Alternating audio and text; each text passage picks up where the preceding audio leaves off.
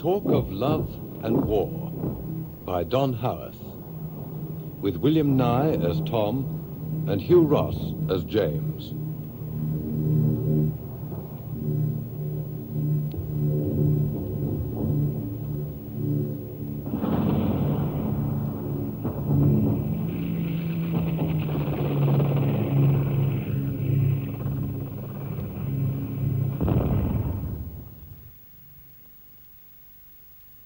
James and I flew night fighters on intruder operations over Western Europe, and we lived in a cubicle of a corrugated hut which we shared with an iron stove. Both the stove and James were out when I got back from leave, so I went to bed and was well asleep when James came in. Tom. Hmm? Oh, sorry to disturb you. That's okay. You weren't due back today. What like a leave do you have? It was fine. Grand to see you. It's grand to see you.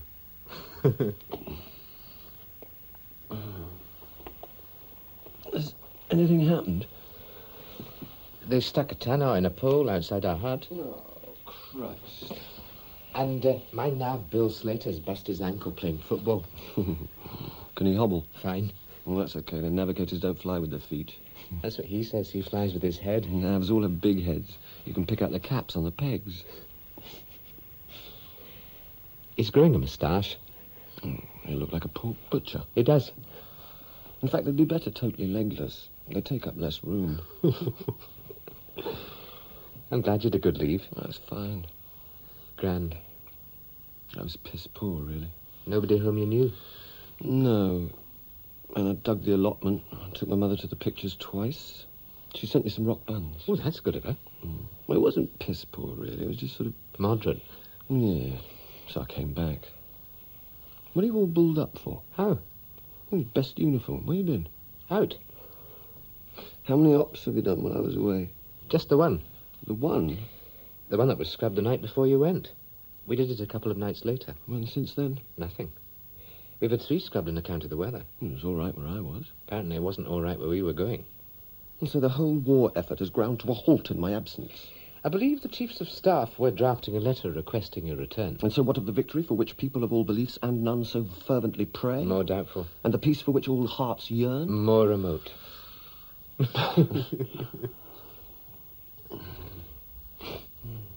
Well, did you find that mobile fighter beacon where we got in among them? They changed frequency. Well, they do. Every 15 minutes. We had it plotted, for Christ's sake. I told Andy to get a fix. A cocked hat. All right, a cocked hat. It was a rather large cocked hat. How large? It took in about half of eastern Belgium. Good God. Well, how many did you shoot down? 6. That's what our respected intelligence officer wrote in his report. No. 1 probable. Yes. Very sound, old George. He can see through a pack of wild claims. It's his legal experience as a solicitor, having dealt in court with galleries of lying criminals. Thank you. Not at all. Ooh, got a scarf for you. It's in my grip. Oh, will I open it? Sure. Take your pick. My mother got 2 off an old bird who organises knitting at the Merchant Navy. Oh, bang on. Pity to deprive the sea dogs, though. Did you know there's only 18 inches freeboard in a loaded tanker? I don't have your access to the factual Scottish newspapers. And the rock buns are in the red tin. Oh, wizzo. Oh, very kind of your old lady. Yes. OK, how about bounding into your pit and getting the light out? I've had a hard day on the railway. Fine. Oh. I've something to tell you. It'll maybe wait till morning. Well, go on. Now you've started. Tim Unwin and Roger Jackson bought it. How?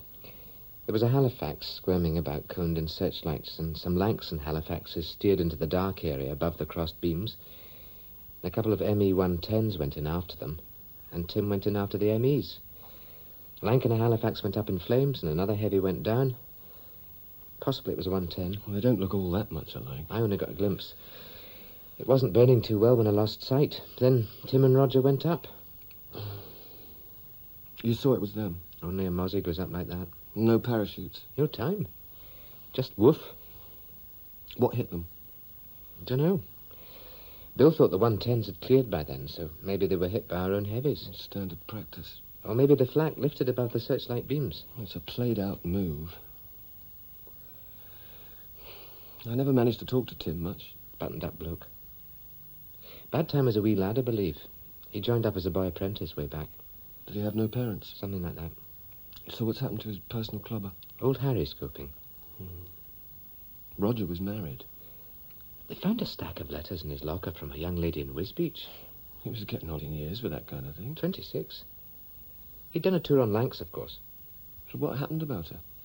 I mean, they couldn't send the official billy do to two ladies, could they? You know, old Harry drafted a sort of uncompromising letter for one of the blokes to send her. You know, "Dear Madam, I am writing to the friends and acquaintances of the late lamented Roger Jackson to impart the sad tidings, etc." Andy wrote it. I hope he made a better job of it than he did of his cocked-up cocked hat. Oh, he only had to copy out what old Harry wrote. And that's about his level. Have we got a replacement aircraft? None arrived. Well, what's being done about it? I don't know. You're the flight commander. Well, I've been on leave, for Christ's sake. You're back now. Oh, come on, James. Get out your Sunday suit and let's have the bloody light off. Sorry.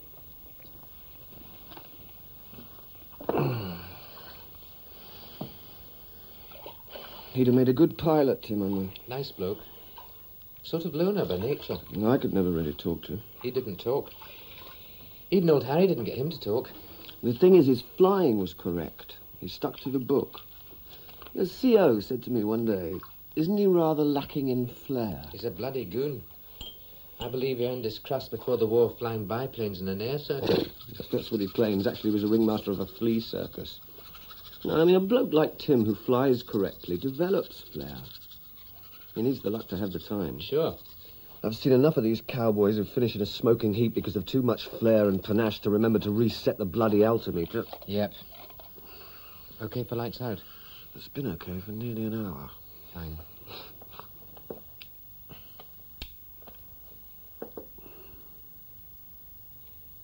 Tom? Yes? I've something else to tell you. Go on. I'm going to get married. Who to? Wife sergeant in the post office. A blonde girl? No, dark. Welsh. Well, I haven't a very good memory for faces. No. I'll tell you about it tomorrow. I look forward to hearing. Did you put the lid back on the rock buns? Yes. Good night, Tom. Good night, James.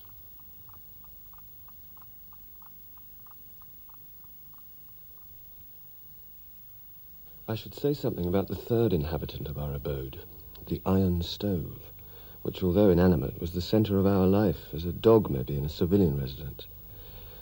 It was lined with fire clay, out of which James had chipped a panel so a rectangle in the outer casing glowed when the stove was going, and we made toast on non-operational nights with bread stolen from the mess. Some evenings we played ping-pong or billiards, but often we were sufficiently clapped out to be content to sit in our beds and read or listen to the wireless.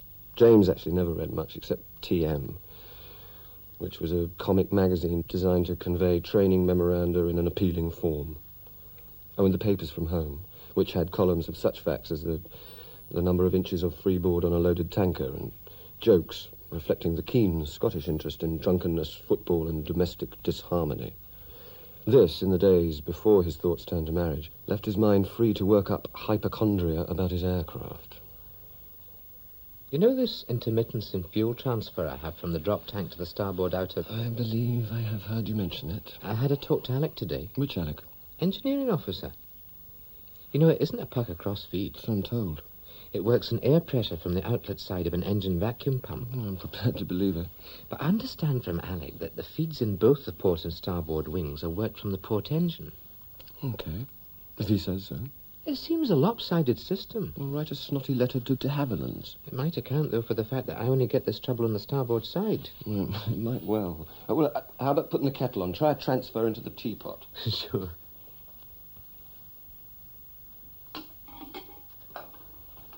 What's that you're reading? It's a book old Harry put me onto. It's Proust. Literary? Very.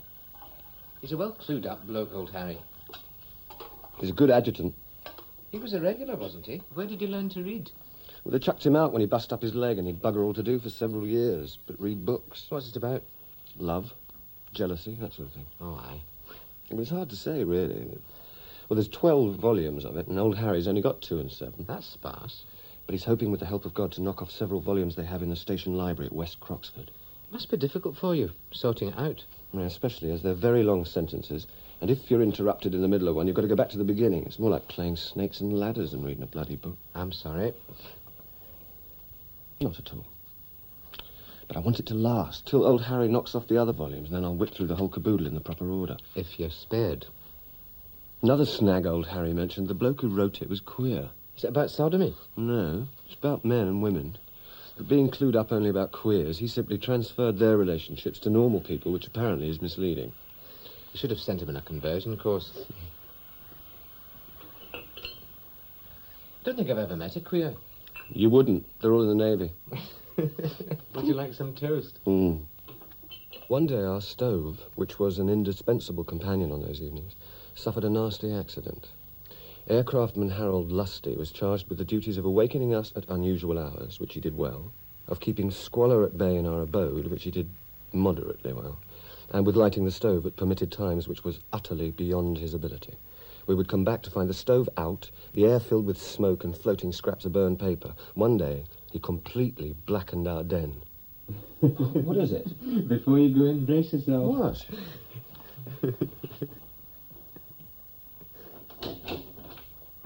What the hell's happened? He tried to light the stove with petrol. Is he all right? Except his nerves. I'll fix his nerves. I'll put him on a fizzer. He'll get 112 days. That's what you said. Said what? You'd put him in a fizzer and he'd get 112 days. Where is he now? Gone into hiding. The place is running with water. His prompt action with the stirrup pump when the flames were licking round the walls. Our beds are saturated. He's deliberately hosed them down. I'll have him shot. You said you'd have him shot? Well, by way of accepting his fate. No, by way of proposing an alternative. Which is what?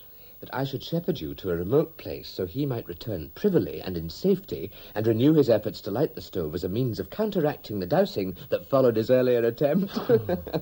Thereafter, James took it upon himself to light the stove. A stream of visitors came to view the squalor of our abode. Mess guests were brought, enser artistes, and even a couple of army officers.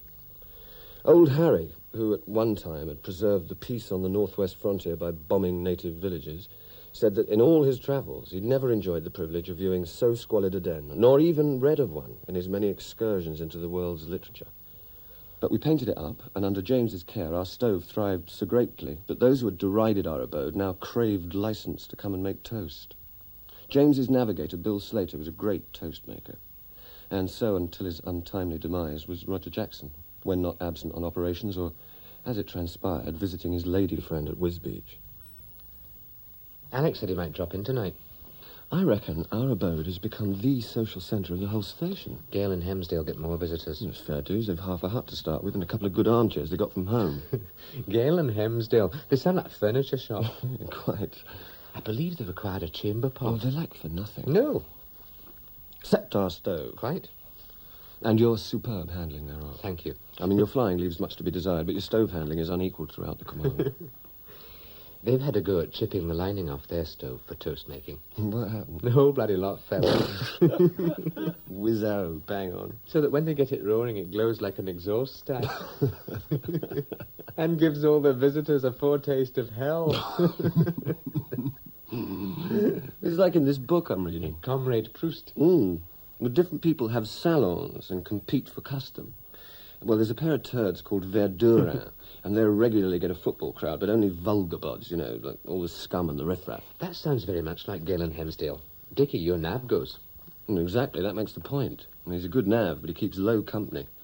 He patronises pubs full of whores and spivs, whereas our place, by contrast, strongly resembles the salon of the Duchess de Guermantes. Oh, that's the right ring about it. Yes, aristocratic old bint.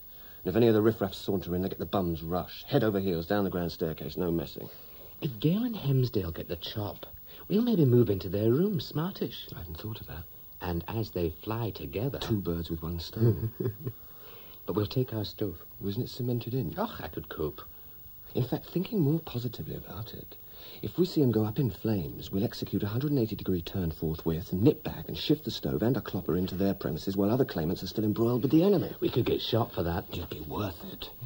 Then, thinking even more positively still, you might help to bring about this happy turn of events by leading them into the harebrained forays you normally reserve for me. You're up for a gong? I prefer their hut and a lease of life to enjoy it. I believe old Harry's going to get something about your stove handling written into your citation. Oh, very decent of him. And your old man will be able to wear his kilt and topper outside Buckingham Palace. And your mother, no doubt, will get a new hat out of it. Which is fine, but doesn't get us Gale and Hemsdale's hut. No. I'll bear in mind what you propose about sending them to their death. Instead of always chucking me in. Just wean yourself away from the habit. I'll try to. Hemsdale started a conversation in the mess, which was interrupted, but I think he was working round to permission to come and toast to our stove. To come and toast here? I think that's what he was after. Well, I don't think we'd actually deny anybody in the squadron a toasting licence. And they're nice blokes, Gale and Hemsdale. Apart from hogging the most palatial premises. Yeah, but the etiquette of it. I mean, they're proprietors of a rival salon. They shouldn't ask to use our stove. Well, quite, and we won't ask to use their po. The day after I got back from leave, I intended to have a long lie in bed. But the incendiarist, aircraftman Lusty, woke me up clattering around with his buckets and brooms, and the new tannoy outside the hut, endlessly speaking tin sentences, made further sleep impossible. It was like living on a dog track.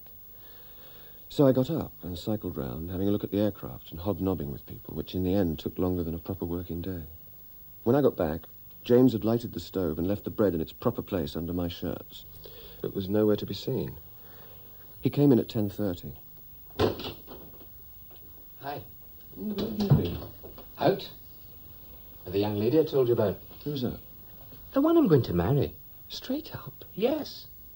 Oh, you did tell me. I'm sorry, James. I didn't take it in. I was dozing off. The wife's sergeant in the post office. She's called Gwyneth. Oh, most charming. I've often noticed her. You haven't. But it's good of you to say so. It may seem a bit sudden to you. No. I've been out with her on occasion for quite some time. Was that how it was? Yes. Then last week, as you were away and we'd no ops, well, we went out together every night. And, well, that's it. Will you be my best man, Tom? Sure. Have you sort of fixed a date? Oh, complications I'll tell you about, but very soon. Oh, fine. Congratulations. Thing is, Tom, I don't know whether I've done right. You're not sure of her? No, I'm very sure. The thing is, if I get the chop, she's already lost one bloke. Fiancé? No, she was married to a wireless operator in Coastal Command. Disappeared over the Atlantic. When? 2 years ago. They were only married 3 months. They'd rented a cottage. Well, she knows the score, James. Yes. And she must know you well enough to know that if she had second thoughts... I've said that to her. She's as sure as I am. Well, then. Press on. I'll be proud to be your best man. Thank you, Tom. And your old man will be able to turn out in his kilt and topper. And my mother will get another new hat. Thing is, Tom, she's older than me. How much? 2 years. She's 22. Do you think that matters? No. Well, I'm a year older than you. I still think of you as a fellow human being, child of the same God. Oh, decent of you. Well, it's just that I've got more flying hours in, and I'm that bit wiser, that bit more mature. But shorter. What's that got to do with it? Rounding out your analogy. She is, too. Oh, I'd like you to meet her, Tom. Well, I'd like to. I took the liberty of booking a table at the Crown for tomorrow night. Fine. Well, except have you seen the charts in the Met Office? No. It's possible our services may be required.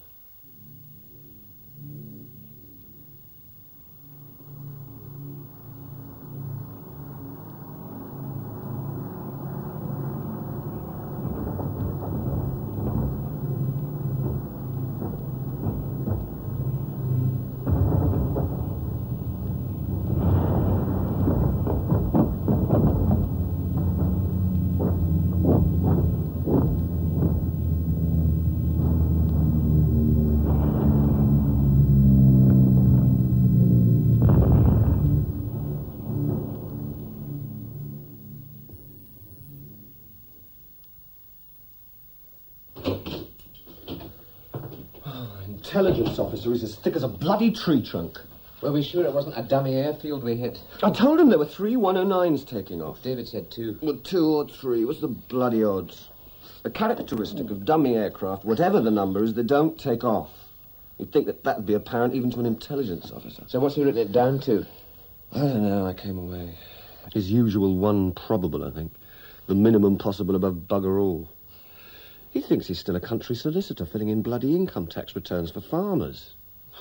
1 probable. And that credited again on Hemsdale, no doubt? No doubt. He's always round there. A notorious sitter in their armchairs. Complete sycophant. He's corrupt to the core. I'm getting into the sack. Oh. They still haven't fixed the transfer from my starboard drop tank. No. And the instrument dimmer, they put a new thing in. Rheostat, would it be? There's nothing they wouldn't stoop to. It's bad enough before. But now it's either so bright it's like sitting in the middle of Blackpool illuminations, or it's so dark I can't even read the rev counters under my nose. Oh, I really will have a go at Alec today. He's a dead loss. See Flight Sergeant Whale. Alec's no qualifications. I thought you got a degree in engineering at Aberdeen. Yeah, but in sewage engineering. Surely not. Yes, and it's not strictly applicable to his present post, except for giving him a very sound working knowledge of how to drop people in the shit. Okay for lights out. Okay. We usually came back from operations weary and uncharitable. Flying in combat required a fair amount of brute force. It was a sort of navvy's job in a sitting posture. And the day leading up to it was often long, attending briefings, doing ground and air tests, and cycling miles between aircraft dispersals and one group of huts and another. Hundreds of people were a wheel, endlessly summoned here and there by the loudspeakers. Sometimes when targets were changed during the day, it would go on for 10 hours before takeoff. And sometimes at the end, the whole thing would be scrubbed when we were strapped into the cockpits, running up the engines. But we had no operation the following night, and I met James's Gwyneth at dinner in the pub. There's nothing much to say about it, except that I understood why he wanted to marry her. She was bright, but composed and serene. James's counterpart, really, in a woman. And sleepy as I was, I could have sat all night in their company. Shut. Freddie, this bloke she was married to, he was a very enterprising sort of bloke. Taught himself the piano. Used to pound it out in the miners' club with the pints, bouncing on the top. Was he a coal miner? Yes. He only volunteered for aircrew to get out of the mines. What did you find? Sunderland's. He did the cooking and apparently became very good at it. Ginned himself up from a book and did very delicate repasts, curries and fruit salads, that sort of thing. It must be funny flying in a kite big enough to cook in. You get used to it. I believe taxing's dicey, though, in a flying boat because they've got the current as well as the wind to cope with. She'd been quite nervous at the prospect of meeting you. Nervous of me? You alarm people. I alarm people. They don't know when you're joking. Well, I don't know myself. And you've a very decisive manner, you know. Oh, I cultivate that. I know. I don't overheat my cylinder head with ratiocination. That's apparent. I work on the excellent naval principle. Say something, if only goodbye. I know, but other people don't, which is why you alarm them. Oh, shot. When we're married, Gwyneth and me, do you think they'll post one of us away?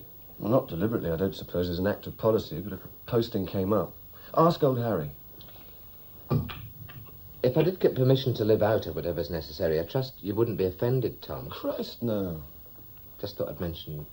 Provided, of course, I don't get some scrofulous warrior in your pit. You've a right to a room to yourself. I like a roommate. I'll have him deloused as a precaution. And you'll be all right with the stove. Sure. James, what's on your mind? Well, a sort of legal thing. Legal thing? Whether Fred is dead for legal purposes. Oh. You know, whether she's free to remarry. He was posted missing. Well, how long after that does it take for people to be presumed killed? 15 weeks, isn't it? Oh, it can't be, surely. Blokes have come back through Spain and Sweden after 2 years. He can't come back through anywhere, James. They were lost over the North Atlantic, weren't they? Yes. Well, they went into the drink then. There's nowhere else for them to go. Was anything sighted? Wreckage, oil? Nothing. Well, that's it then. They wouldn't last 5 minutes in the North Atlantic in winter. Old Harry will know all about the legal aspects. Ask him. She said she'd prefer to inquire herself. Well, that's fair enough. It was winter when he went missing. February. Nothing but snowdrops in the garden of this cottage they rented. He got hanging baskets of flowers from somewhere and hung them around the house. Did he? I see. Freddie became, if you count the stove, an honorary fourth member of our abode. James often came back from seeing Gwyneth with some story about him, and even to me at third hand, this man, long dead, never known to either of us, assumed a quite vivid existence. One weekend, James and Gwyneth went to London together, and he came back this time not only with further information about Freddie, but also with another volume of Proust, which Gwyneth had discovered for me in a second-hand bookshop. She made the point that she didn't wish to take up all my time. Oh, sure. You know, that you and I should slope off together sometimes. We'll be bags of time. I don't like London. She just didn't want you to feel... I don't, James. Not in the least. Time regained. The final volume. It's the only one she could find. Well, it's very good of her. And I know you're not troubling about the order you read them in. I'll use this to shame old Harry. I'll point out that it's a gift, and I can't get stuck into it until he remembers the volumes he keeps forgetting to knock off from West Croxford. You could maybe take a wee dip into it like people sneak a look at the end of detective tales. No. No, I'll keep it. Treasure it. Then apart from these two I've read, I can go through the whole shoot in the correct firing order. It might actually be an advantage to have just the last one. How? If you had to plough through the whole lot and got the chop in the middle, you'd never know how it ends. This way you can go down laughing. Thanks. I'll give you a resume, so if similarly placed, you'll be in a position to join in the mirth. Has she managed to sort out the legalities about Freddie? Yes, she can go ahead and marry. But she asked me not to press her, give her time. When was this? Coming back in the train. She's always believed he'd come back. Well, that's not possible. She knows, but she's continued to visit his family in Yorkshire, and it's sort of left implicit between them that he might come back, though probably only his mother really believes it anymore. I understand. But it's become a sort of faith with Gwyneth as well, you know. Not reason, but like people have religious faith. She prays for him. I see. She'd never been out with anybody until me, and she thought that sleeping with me might just finally... Transfer poor old Fred to the right filing cabinet. Yes. Well, it could hardly be expected just overnight. I know, that's why she said give her a little more time. Gwyneth, who had waited so long for Freddie, was constant also in her waiting for James. When he was due back from an operational flight, she came to the edge of the woods by the perimeter track, like an early morning animal, and waited until he taxied into his dispersal and then quietly went. She waited on the morning when all the crews got back, except James with Bill Slater, and left their aircraft standing silent round the field. Trees dripped. Runway lights sparkled in the mist, and she waited, trim and compact, as though she were standing at a bus stop. Globules of moisture forming a grey down over the wool of her greatcoat as the minutes went by. He arrived silently, a flat bird hanging against the mist, 25-degree flap, undercarriage descending, port engine stopped, wing tattered, fuselage streaked with oil. He touched down, throwing up spray, losing speed nicely, across the intersection, slowing, rolling, almost stopped, turning off with a burst from the good engine. Firemen, fast out on their tender, threatened the aircraft with nozzles like asbestos pistoleros, and medical orderlies wormed in through the hatch in the starboard fuselage. They were a long time inside, and they brought out Bill Slater dead, and slotted his stretcher into their ambulance like a baker's tray into a bread van and drove away. James crossed the grass head down, a batsman returning to the pavilion after a lost innings, walking slowly to postpone the ordeal of a sympathetic reception. The episode helped Gwyneth to a decision. She's going to see Freddie's folks. Yes? Tell him herself. Sure. Then we'll bang in for a few days' leave. See her folks and mine. Sure. Her old man's got a grocer's shop near Carnarvon. An honourable calling? If he's looking for an errand lad, I might not come back. Sure. I'd settle for that. Running messages for her old man. It's a start. And only a start. I'd have a whole lifetime with her, and I'd finish up a retired grocer. It's a fair pinnacle. It won't be reached by most of our friends. No. Nor by the poor sods we've sent down in flames. Nor by millions of people on both sides who've died in torment and millions more to come. No.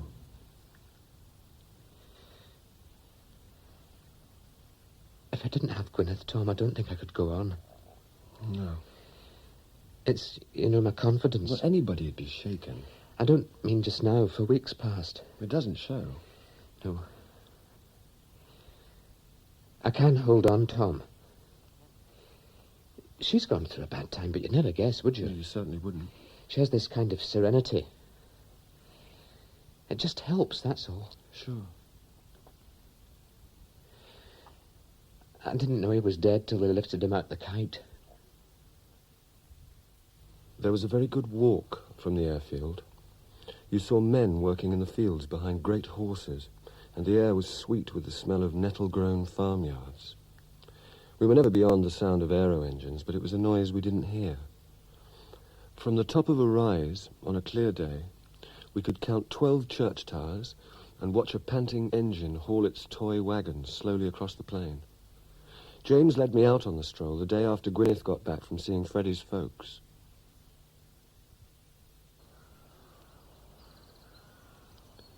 His old lady wept, but his old man and his brother told her to go ahead. His brother took her down to the club for a few pints and kind of said, "See, they've got a new pianist." Mm-hmm. And he introduced another bloke and said, "This gentleman's taken over Freddie's share of the whippets. And I've taken over Freddie's suits." Apparently it all ended in a laugh, with jokes about him needing to let out the waist and the backside. Some old wives discovered what it was all about, and they all proceeded to a great booze-up in honour of Gwyneth's forthcoming marriage. Great people. Apparently, his father said it's the sensible thing, Gwyneth. Mother knows he's gone. But write to her, if you would, for a time. Sort of moving, isn't it? Yes. So it's all okay? That's all okay. Well, I'm very pleased, James. Very pleased. Just got a week's leave now and see her folks and mine. Bang on. And you were down at the flights this morning? Yes. Taking counsel with Alec and Flight Sergeant Whale. In most earnest conclave. I was hoping you wouldn't know. Yes. Are you going to tell me, or shall I guess? Don't guess. You'll guess right. Unpredictable feed from the drop tank to the starboard outer. And what other neurosis did you divine in your brief flight in this new and apparently excellent aircraft? Not a neurosis, it's a fault. You try it. An additional fault? Yes. Engines splutter when she's bounced hard. Cough? More than a cough. Well, they all do. They don't like negative G. It's more than that. It's a carburation fault. What did the plumbers say? Alec recited his piece from the textbook, and Flight Sergeant Whale said he'd check through. Obviously, they thought what you think. I was thinking of awarding you a clock for a wedding present. Oh, we could use a clock, fine. Yeah, it'd develop hypochondria. It'll have to be something non-mechanical. A pair of bookends, perhaps. Fine. We mean to do a bit of reading.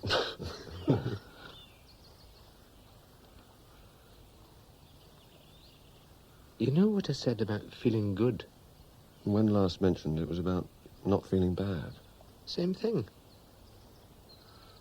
She said I give her confidence the same way. Well, you can see she feels good. She said she was very happy with Freddie, but he was a good bit older, and his kind of sparkling personality, she kind of felt not quite dominated. Subdued. No, not even as strong as that. Overshadowed a wee bit. Yeah. She said she'd never said that to anybody before.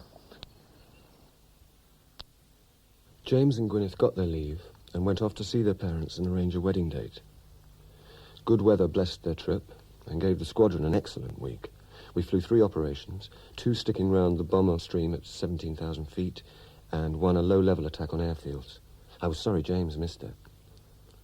He came back a day earlier than expected and was flaked out on top of his bed when I got in quite late in the evening. James! Tom. It's good to see you. Good to see you. You're back early. Oh, train times. Was something amiss, James? No. I've been wielding the cue down at the mess. Why didn't you come down? I did. I observed you wielding the cue. Didn't want to disturb you. Oh, for Christ's sake. They tell me you shot down 7. George actually credited us with 7 in his intelligence reports. And 2 to you personally. George's sanity waxes and wanes with the phases of the moon. He's going through a sound phase. What were they? A 110 that was throttling back in a leisurely way for a position under a lank, and a JU-88 that we had a bit of a dice with first. Cyril Gale claimed an HE-219A. Rare kite. Rare bloke. We got nothing credited for the low-level job, but that's fair enough. You can't offer an inventory. Some bloody great explosions there. They couldn't have all been naffy T-vans. Did George say they were? Not this time, but he's said it before, hasn't he? Oh, yes. When he's been cavorting through his maniacal phase.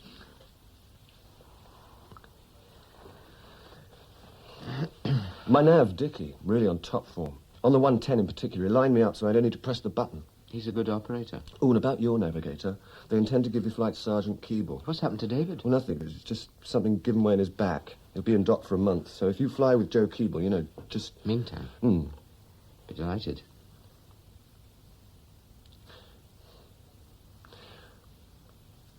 Old Harry got a letter back from Bill Slater's dad. I went to go and see Bill's dad. He's keeping his letter for you to see. I'd have gone to see him, except things took up more time than... Yeah, sure. I'll go next week. Hmm.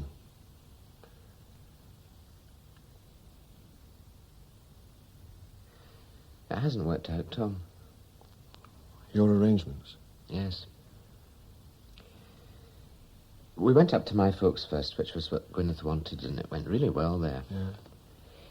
They'd obviously had forebodings, but as soon as they met her, Tom... I can well imagine. Oh, my mother, I've never seen her so pleased. She said, "You marry her, you'll not find another like that one." The old man forked out for a dinner at the Caledonian Hotel. Then we went down to her place. I don't want to put it wrong, Tom. Her folks were fine and friendly, but it kind of dragged out. You mean weighing you up? No, that's the galling thing about it. There was no question of opposition. Most welcoming. It all began to founder on detail. Detail? Arrangements. I told you her old man belonged to a particular religious sect. Sort of fanatic? No. It isn't at all a fanatical sect, but being Welsh, they don't have many chapels outside Wales. Fair enough. He wanted us to marry in their local chapel, which is where she married Freddie. And I'd have gone along with that, but Gwyneth wouldn't, because she wanted it here where our friends are. I know she was thinking mainly of me. She knows they won't take the blokes off the order of battle for a couple of days to attend a wedding. Well, surely the blokes aren't so important. I wasn't in the argument, Tom. Gwyneth talked to her father in a different room, and her mother would sail in and out and say something cheerful to me about the weather and maybe brew up. Apparently there was a sort of compromise between them, and we all trotted down to see the minister to get him to look up whether there was a chapel of the right sort round here. He gave us a letter for a minister in King's Lynn. Well, that's handy enough. Yes. Then we trotted round visiting her relations, which is fair enough, except she was on edge, Tom. You know, she was shaken. You don't know what else her father might have said in this long conversation? No, I don't. It wasn't her father, Tom, at least not for what mattered. I see. We stayed on the way back at a hotel near Worcester. She couldn't sleep, so we stuck the light on. Yes? You know that when Freddie went missing, she wouldn't allow herself to accept he was dead. She felt her faith and will might somehow... It's not 100% superstition, Tom.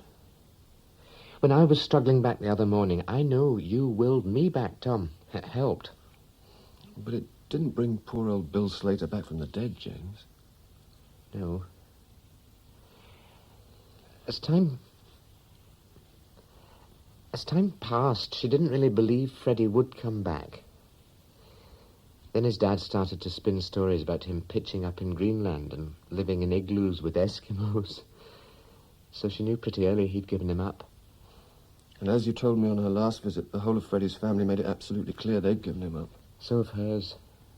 And that's what led to this complication. Complication? Yes. When we were trotting round her relatives, we went to an aunt who tactfully removed Freddie's photograph from the mantelpiece. It just finally brought it home to her that everybody had given him up. Yes.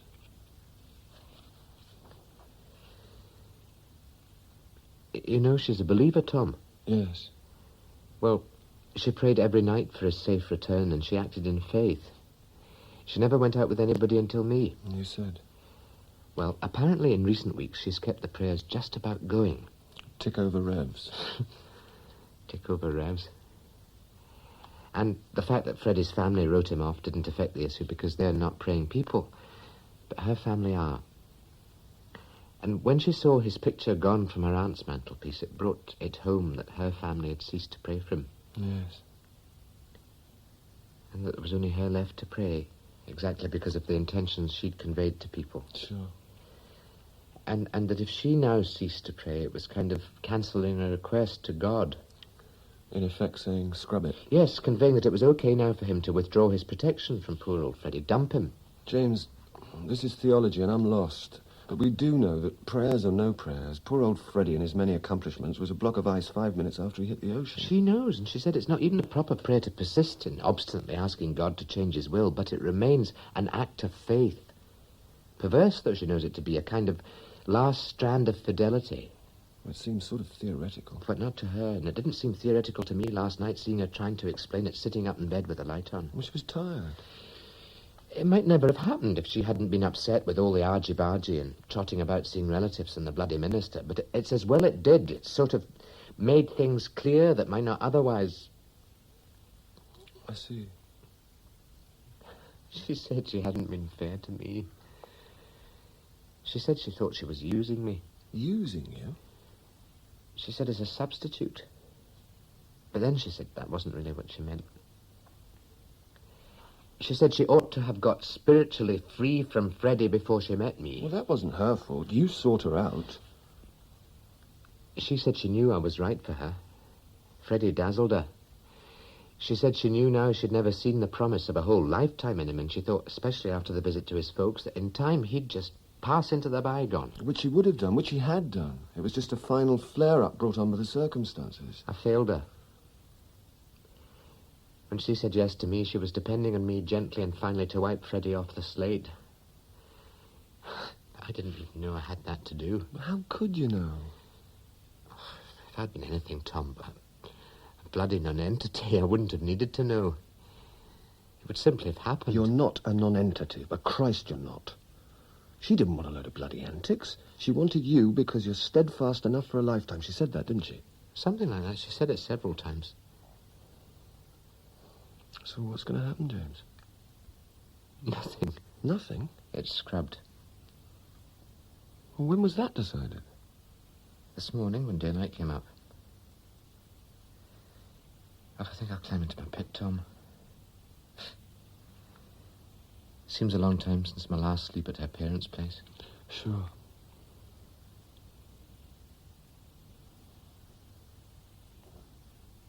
James, if I may just put a thought. Surely, Tom. It doesn't have to be immediate, does it? If you give it a bit of time, Freddie must fade away now. And these curious events may actually be helpful. It may well be they've tossed Freddie up to the surface for his final appearance. Now, hang on a bit. And then don't bugger about with chapels and all sorts of religious complications. Just nip in, see the padre, and get it done at the double on the phone. We did discuss something of the sort. I think she would have been willing. But you weren't. No. Things became clear for me that I should have realized from the beginning. As you said, Tom, she wants me for a lifetime, and I don't have a lifetime to give. Another 3-month marriage. Balls. All right, 6 months, a year. Knowing how it's hurt her, I can't ask her to go through it all again. What like a life would that leave her with? You're not going to get the chop. I shan't see the end of this war. You better had. You get yourself killed, I'll have you shot. So that's it. Oh, I'm sorry, James. I'm very sad for both of you. Yes. Okay for lights out? Okay.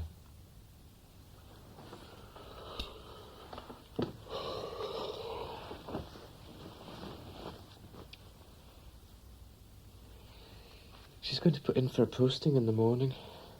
Yes? Maybe if I'm still around when the war ends, maybe. Sure.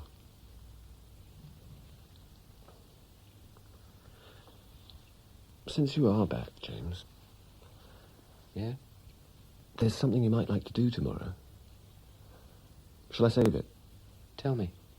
Well, old Harry wanted to see you as soon as you got back. Fine.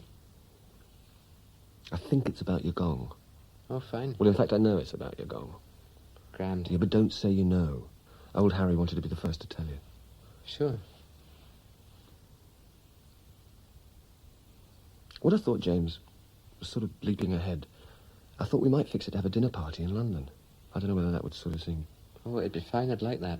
Invite your mother and your old man and the blokes if they're stood down, and Alec. Old Harry if he'd come. He won't.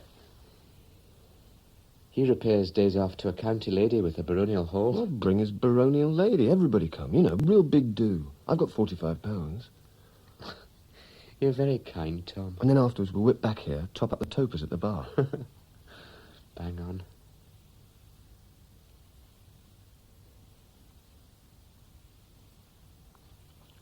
There's something I've really been looking forward to telling you, if you're not too tired.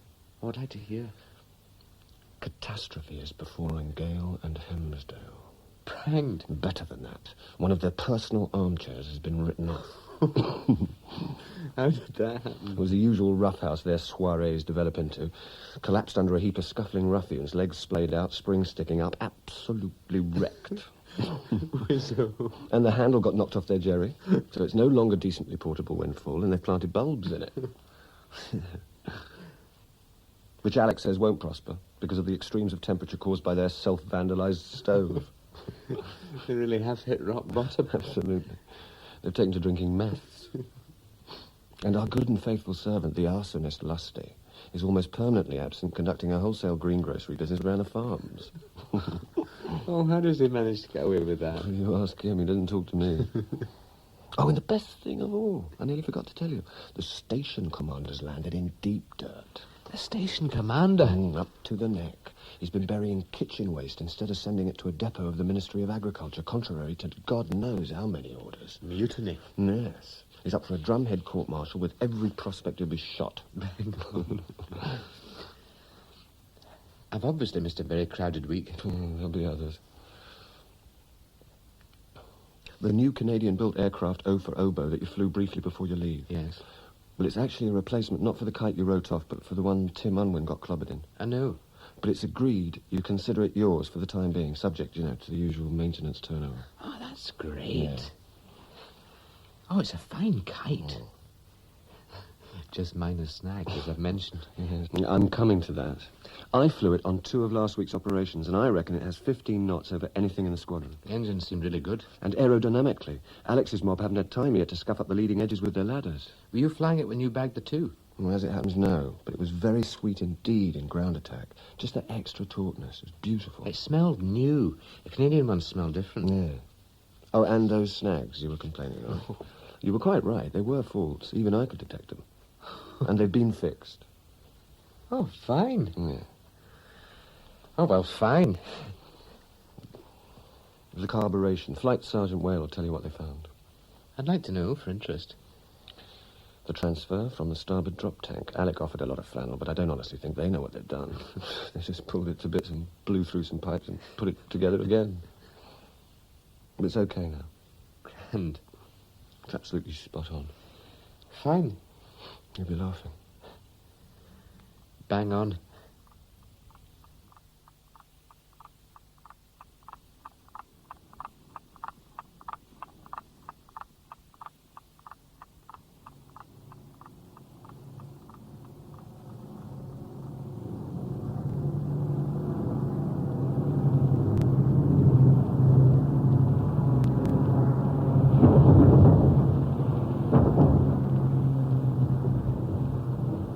That was Talk of Love and War by Don Haworth, with William Nye as Tom and Hugh Ross as James. The play was directed by Richard Wortley.